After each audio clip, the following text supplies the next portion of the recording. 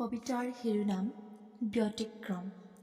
কি যে এক ব্যতিক্ৰম দৃশ্য, বাট পথ আজি জনশূন্য।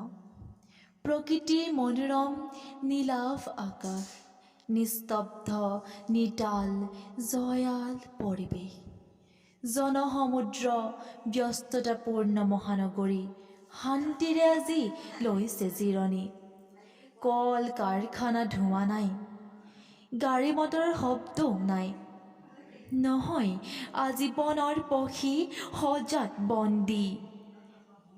পিছে মানৱ জাতি আজি গৃহত বন্দী।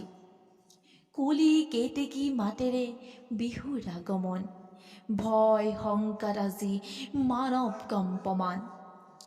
অদৃশ্য শত্ৰুৱে খেদি আহিছে, আতংকত সকলোৱে আজি পেঁপুৱা লাগিছে।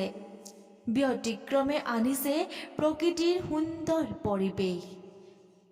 কালৰ যেন এয়া এক সৃষ্টি বিনাশ, এয়া যেন নিয়তিৰ এক নিষ্ঠুৰ পৰিহাস।